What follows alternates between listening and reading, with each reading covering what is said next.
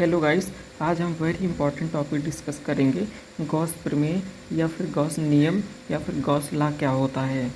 तो हम एक एग्जांपल के साथ आपको बताएंगे। जैसे कि ये हमने एक स्फीयर लिया, मतलब एक गोला लिया, और इस गोले से कितना फ्लक्स बाहर निकल रहा है, कितना फ्लक्स बाहर निकल रहा है।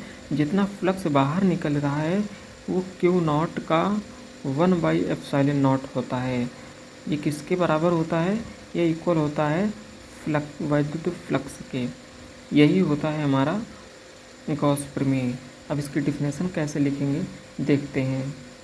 ये हमारी रही छोटी सी डिफिनेशन। अगर गॉस थ्योरम आता है लिखने के लिए तो आप ये डिफिनेशन लिखेंगे। इसका मतलब क्या है? किसी बंद पृष्ठ से, मतलब कि ये हमारा एक क्लोज सरफेस है। मतलब कि जो गॉस थ्योरम है वो क्लोज्ड सरफेस पे वर्क करती है, इसी की बात करती है, ओपन सरफेस की बात नहीं करती है। तो यहाँ पर देखिए आप, किसी बंद पृष्ठ से, मतलब ये क्लोज्ड सरफेस है एंड इससे निकलने वाला वैद्युत फ्लक्स, यानी कि वैद्युत बल रेखाएँ, यानी कि ये जो निकल रही हैं वैद्युत बल रेखाएँ फाई ई, मतलब ये फाई ई वैद्युत बल रेखाएँ या वैद्युत बल रेखाएँ जो निकल रही हैं फाई ई, उस पृष्ठ द्वारा परिबद्ध, मतलब कि ये जो सरफेस है इसका क्लोज्ड नेट आवेश, मतलब टोटल आवेश Q का 1/ε गुना होता है। मतलब यहाँ पर जो का है इसका मतलब यहाँ पर मल्टीप्लिकेशन है, जैसे कि हमने यहाँ पर शो किया है।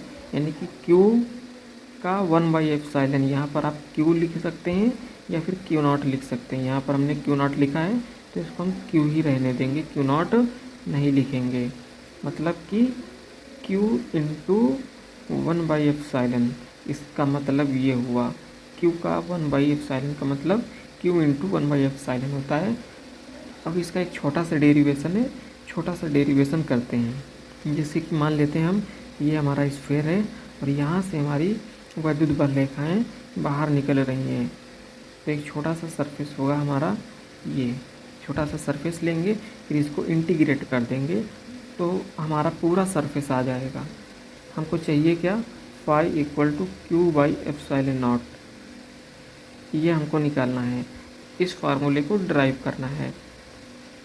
तो कैसे करेंगे? हमें पता है कि phi E equal to E dot D A, हम इसको डिफ्रेंशिएट कर देंगे। D phi E equal to, ये क्लोज्ड सरफेस है तो E dot D S D phi E equal to, और यहाँ पर ए ई डी, सॉरी यहाँ पर ए रहेगा, E d A cos theta. तो d phi E equal to, यहाँ पर ई और कॉस थीटा यहाँ पर कांस्टेंट है, तो ई कॉस थीटा हम बाहर निकाल लेंगे और क्लोज्ड इंटीग्रेशन ऑफ ए यानी कि डी ए करेंगे तो हमारा फाई ई हो जाएगा। और ई की वैल्यू हम जानते हैं 1/4πε0 Q/r² होता है। ये कॉस थीटा एंड इनटू ये D A, integration of D A. यहाँ पर डी ए का मतलब क्या हुआ? ये जो हमारा सरफेस है इस छोटे पार्ट का इंटीग्रेट करेंगे तो हमारा टोटल सरफेस निकल आएगा। तो ये स्फीयर है, स्फीयर का टोटल एरिया होता है 4πr²। तो इसका हम अगर डी ए यानी कि छोटा सा इंटीग्रेट करेंगे तो ये ए के इक्वल आ जाएगा। तो यहाँ पर हो जाएगा 4πr²। तो ये आर से ये r² कैंसिल एंड ये 4π से 4π cancel and phi E equal to Q/ε0। यहाँ पर थीटा हमारा, ये थीटा कॉस थीटा 0 की वैल्यू हमारी 1 रहेगी। तो हमारा ये फाइनल आंसर ये आ जाएगा। यही हमको प्रूफ करना है।